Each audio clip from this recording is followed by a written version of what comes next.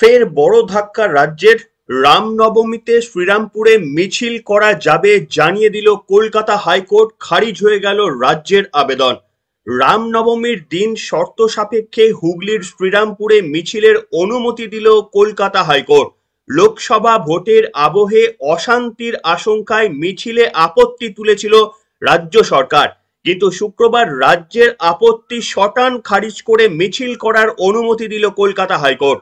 শুধু তাই নয়, 14 এপ্রিল মুর্শিদাবাদের বেলডাঙ্গার ভারত সেবাশ্রম সংঘের বাসন্তী পূজা উপলক্ষেও শোভাযাত্রার অনুমতি দিয়েছে বিচারপতি জয় সেনগুপ্ত, যা নিয়েও আপত্তি তুলেছিল রাজ্য। রাজ্যের মাননীয় মুখ্যমন্ত্রী বলেন, ধর্ম যার যার উৎসব সবার, এবং সেই কারণে গত দিনে পবিত্র ঈদের দিন রেড রোডে মুখ্যমন্ত্রী মমতা বন্দ্যোপাধ্যায়ের উজ্জ্বল উপস্থিতি লক্ষ্য করা গিয়েছিল। সেখান থেকে দাঁড়িয়ে ধর্মীয় বক্তব্য নয়, একেবারেই রাজনৈতিক বক্তব্য দিয়েছিলেন। তৃণমূলকে ভোট দেওয়ার আহ্বান জানিয়েছিলেন সেই মঞ্চ থেকে মুখ্যমন্ত্রী মমতা বন্দ্যোপাধ্যায়। কিন্তু প্রশ্ন হচ্ছে, প্রত্যেকটি ধর্মে বিশ্বাস করা মমতা বন্দ্যোপাধ্যায় কেন বারবার অশান্তির তথ্য তুলে রামনবমীর মিছিলকে বন্ধ করার ডাক দেন? তাহলে কি নিজেদের পুলিশ প্রশাসনের ওপর ভরসা করতে পারেন না রাজ্যের মাননীয় মুখ্যমন্ত্রী? অশান্তি হলে তো তাদের পুলিশ প্রশাসন গ্রেপ্তার করতে পারেন অশান্তিবাজদের। তা না করে কেন একটি ধর্মীয় মিছিলকে বারবার বন্ধ করার জন্য অন্তত বেশ কয়েক বছর ধরে রাজ্য সরকারের একটি প্রবণতা লক্ষ্য করা যাচ্ছে। গতবারে রাজ্যের মাননীয় মুখ্যমন্ত্রী মমতা বন্দ্যোপাধ্যায়ের একটি মন্তব্য ভাইরাল হয়েছিল। তিনি বলেছিলেন, এত রাস্তা থাকতে মাইনরিটি অঞ্চলে ঢুকে যাচ্ছে জেনে শুনে। কিন্তু এটাই তো স্বাভাবিক।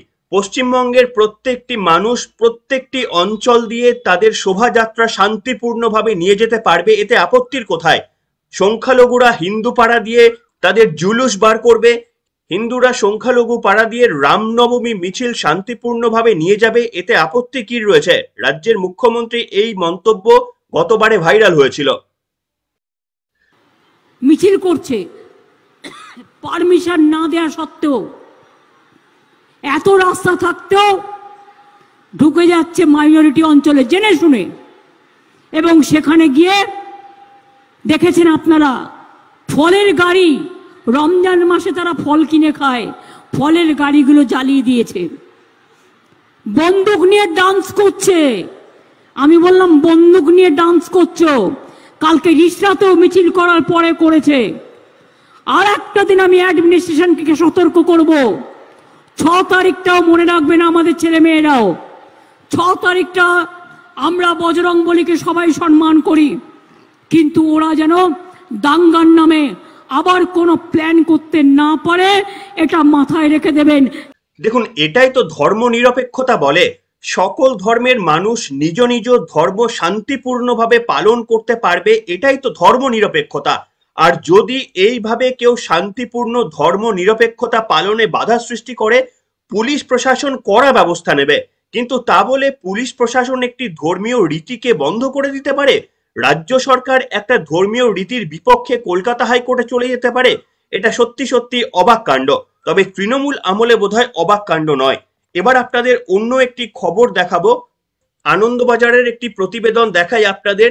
নিজের তালুকে গো ব্যাক আওয়াজ শুনে তেড়ে গিয়ে এক চর, চুল্লুখোর বলেও আঙুল তুললেন অধীর। আচ্ছা, আপনাদের এবার দেখাবো যে সিসিটিভি ফুটেজ, সেটি দেখাবো। সেখানে দেখবেন তো অধীর রঞ্জন চৌধুরী চর মেরেছেন কিনা। আমি তো সিসিটিভি ফুটেজে কোথাও চর মারতে দেখলাম না, কিন্তু আনন্দবাজার পত্রিকা একেবারেই লিখে দিল যে চর মেরেছে অধীর রঞ্জন চৌধুরী। তিনি তার খাস তালুক বহরমপুর থেকে এবারে লড়ছেন, এবং অভিযোগ, তিনি যখন তার র্যালি সম্পূর্ণ করেন তখন তৃণমূল কংগ্রেসের তরফ থেকে গো ব্যাক স্লোগান দেওয়া হয়।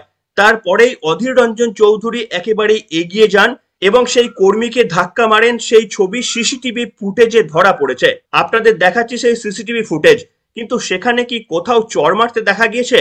আসলে আনন্দবাজার পত্রিকা কার্যত চতুর্থ স্তম্ভ থেকে ছেড়ে যেভাবে তৃণমূল কংগ্রেসের মুখপাত্রতে পরিণত হয়ে গিয়েছে, তাই বোধহয় তারা যে কোনো অন্যান্য বিরোধী দলকে কতটা ছোট করে দেখানো যায় তার একটি সর্বৈব প্রচেষ্টা করতে থাকে। অন্তত আমাদের কাছে তেমন কোনো সিসিটিভি ফুটেজ আসেনি।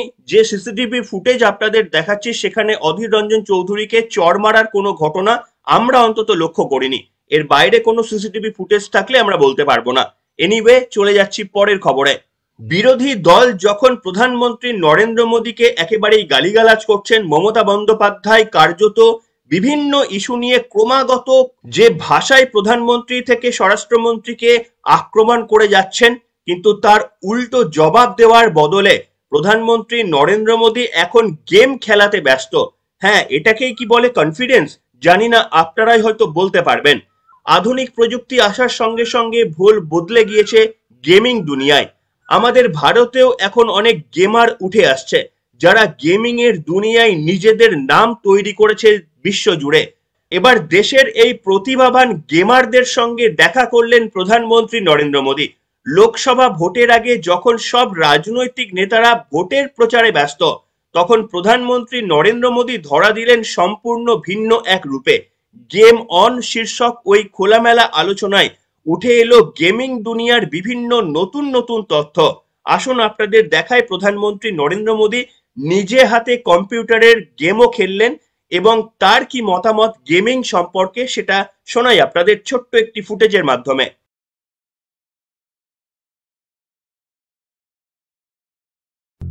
किसी को नहीं मिल सकता, उतना मुश्किल है मिलना। जो हमको मिला तो this will be the best moment of my life where we played games. आप अंदर चले जाइए यहाँ से। देखिए अब यहाँ पे आ गए आप, स्पीड भी बढ़ चुकी है अब। मैं बहुत खुश हूँ क्योंकि ये एक इंडियन गेम है, फर्स्ट टाइम मतलब सर खेल रहे हैं।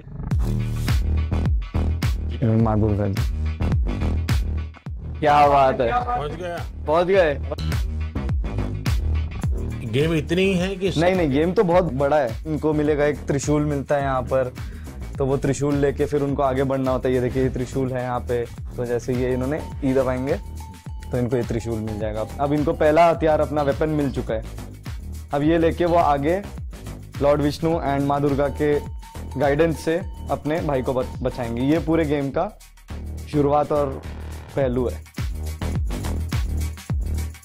एक बात तो है, हम लोग इतने टाइम से इंस्पायर कर रहे लोगों को गेमिंग करने के लिए। आज आपने हमारे जितना इंस्पायर एक दिन में कर दिया। यानी आप लोगों का कितना समय जाता होगा इसमें देख रहा हूँ। सर, आपको कैसा लगा आज गेमर्स से बात करके? मैं अभी नया हूँ इस दुनिया में, तो मैं बहुत सोचूंगा इस पर। युवा पीढ़ी का भला भी हो जी, और इसका एक पॉजिटिव क्रिएटिव उपयोग कैसे हो। मुझे ऐसे, मैं चाहता हूँ हमारे लोग इसमें आगे जाए। এবার চলে আসবো কংগ্রেসের একটি খবরে, শুনলে আপনারা অবাক হয়ে যাবেন। ভারত মাতা কি জয় বলতে চায়, খার্গের অনুমতি চাইলেন কর্ণাটকের প্রাক্তন উপমুখ্যমন্ত্রী। লোকসভা ভোটের প্রচারে ভারত মাতা কি জয় স্লোগান দিতে চাইলেন কর্ণাটকের প্রাক্তন উপমুখ্যমন্ত্রী তথা কংগ্রেসের বিধায়ক লক্ষণ সাবরি। শুক্রবার রাতে কলবুর্গির কংগ্রেস সভায় তিনি বলেন, আমি সকলকে বলবো হাত মুঠো করে আমাদের সঙ্গে গলা মিলিয়ে ভারত মাতা কি জয় স্লোগান দিতে। আশা করব আমাদের সভাপতি মল্লিকার্জুন খার্গেজি কোনো ভুল ব্যাখ্যা করবেন না। ভাবতে পারেন বন্ধুরা, কংগ্রেস নাকি এমন একটা সর্বভারতীয় দল যাদের দলের উপমুখ্যমন্ত্রীকে ভারত মাতা কি জয় এই স্লোগানটি দেওয়ার জন্য কংগ্রেসের সভাপতি মল্লিকার্জুন খার্গের কাছ থেকে পারমিশন নিতে হচ্ছে। তার দুটি কারণ রয়েছে। একটি কারণ হচ্ছে কংগ্রেস মনে করে যে ভারত মাতা কি জয় এটা বিজেপির স্লোগান এবং এই স্লোগান দেওয়া মানে হচ্ছে বিজেপি হয়ে যাওয়া। ভাবুন, কংগ্রেস আমাদের দেশকে কোথায় নিয়ে যেতে চলছে। ভারত মাতা জয় নাকি এটা বিজেপির স্লোগান, তাই ভারত মাতা জয় কংগ্রেস দেখবেন সচরাচর সব জায়গায় বলেন না। প্রধানমন্ত্রী থেকে শুরু করে অমিত শাহ যখন রাজ্যে প্রচারে আসেন, দেখবেন প্রথম কথাতেই বলেন যে ভারত মাতা কি জয়, এবং পর্ব শেষও করেন বা তাদের প্রচারও শেষ করেন ভারত মাতা কি জয় এই শব্দবন্ধ দিয়ে। আজকে বিজেপি নাকি এই শব্দবন্ধ কুক্ষিগত করে ফেলেছে। সেই কারণে কি কংগ্রেসকে এই ধরনের অনুমতি নিতে হচ্ছে? ভাবতে পারেন যে কংগ্রেস কোন জায়গায় নিয়ে যেতে চাইছে আমাদের দেশকে, যেখানে আপনি হয়তো কংগ্রেসের সাপোর্ট করলে ভারত মাতা কি জয় আপনি বলতে সব জায়গায় পারবেন কিনা সন্দেহ রয়েছে, আপনাকে পারমিশন নিতে হবে। তার কারণ আরো একটি কারণ হতে পারে যে অনেকেই রুষ্ট হতে পারেন। যারা ভারতকে অতটা পছন্দ করেন না তাদের অনেকেই তো হয়তো কংগ্রেসকে ভোটটা দেন, বিজেপিকে তারা ভোট দেবেন না।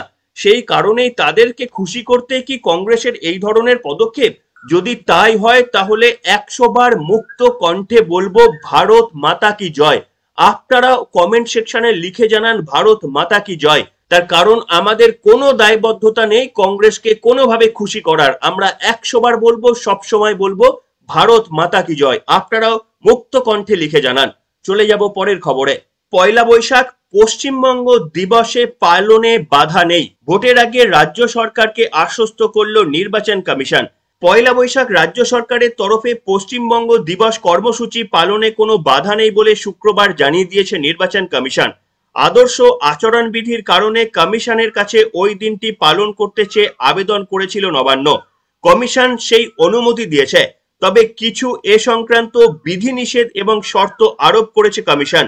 কমিশন জানিয়েছে পশ্চিমবঙ্গ দিবস উপলক্ষে আয়োজিত অনুষ্ঠানে অংশ নিতে কোনো বাধা নেই, কিন্তু ওইসব অনুষ্ঠানে শুধুমাত্র সরকারি আধিকারিকরা আয়োজন বা পরিচালনা করতে পারবেন, অন্য কেউ সেই আয়োজন প্রক্রিয়ায় যুক্ত হতে পারবেন না। অর্থাৎ তৃণমূল কংগ্রেসের দলের তরফ থেকে পশ্চিমবঙ্গ দিবস পালন করা যাবে না বলেই জানিয়েছে নির্বাচন কমিশন। আমাদেরও লক্ষ্য থাকবে তৃণমূল কংগ্রেস কেমন ভাবে সেই দিনটি পালন করে। চলে যাব পরবর্তী খবরে। বালুর বোলপুরের সল্টলেকের বাড়ি বাজেয়াপ্ত করলো ইডি। এবার কি ভিটে মাটি হারিয়ে কার্যত রাস্তায় নামতে হবে প্রাক্তন খাদ্যমন্ত্রী তথা বনমন্ত্রীকে? রেশন দুর্নীতি মামলায় এবার জ্যোতিপ্রিয় মল্লিকের সল্টলেক এবং বোলপুরের বাড়ি বাজেয়াপ্ত করলো এনফোর্সমেন্ট ডিরেক্টরেট বা ইডি।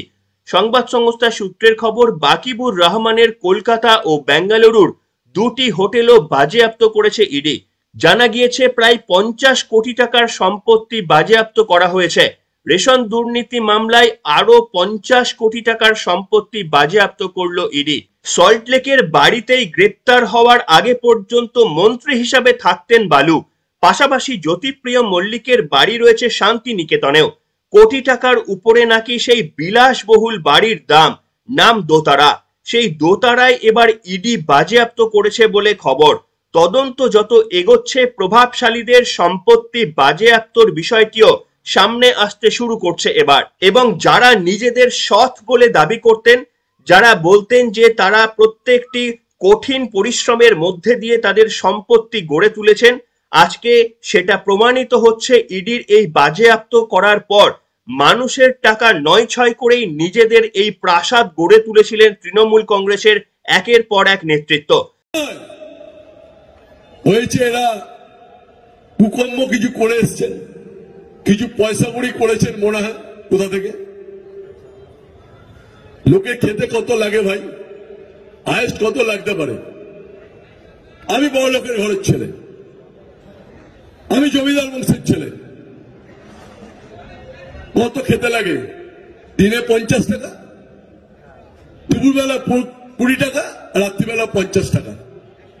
120 টাকা খেলে যথেষ্ট খাওয়া, সামাল দেওয়া যাবে না, অত খেলে হজম করা যাবে না। শুধু বিজেপি ওদের দেখিয়ে ভয় দেখিয়ে নিয়ে চলে গেল। আর ইস্যু একটাই, কোন ইস্যু নেই। নরেন্দ্র মোদী থেকে দিলীপ ঘোষ পর্যন্ত বলছে, ইভেন শুভেন্দু পর্যন্ত বলছে পিসিআর ভাইপো। আক্রমণ কিছু নেই, এজেন্ডা নেই, শুধু পিসি ভাইপোর এজেন্ডা। ভয়ঙ্কর ভয়াবহ রাজনৈতিক দল। তা সত্ত্বেও রাজ্যের মাননীয় মুখ্যমন্ত্রী মমতা বন্দ্যোপাধ্যায় ক্রমাগত আক্রমণ করে যাচ্ছেন কেন্দ্রীয় তদন্তকারী সংস্থাদের বিরুদ্ধে।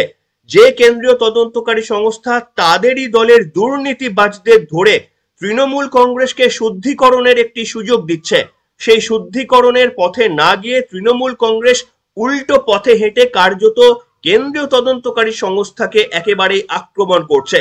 আর এটা বুঝতে সাধারণ মানুষের কোনো অসুবিধা হচ্ছে না যে তৃণমূল কংগ্রেস দুর্নীতির বিপক্ষে না দুর্নীতির পক্ষেই বারবার সওয়াল করছেন। আর ভোট বাক্সে 2024-এর লোকসভা নির্বাচনে পশ্চিমবঙ্গের মানুষ কি এর রায় দিতে প্রস্তুত? কি বলছেন আপনারা? লিখে জানান আজকের পর্বে। এখনকার মতো এখানে শেষ করলাম।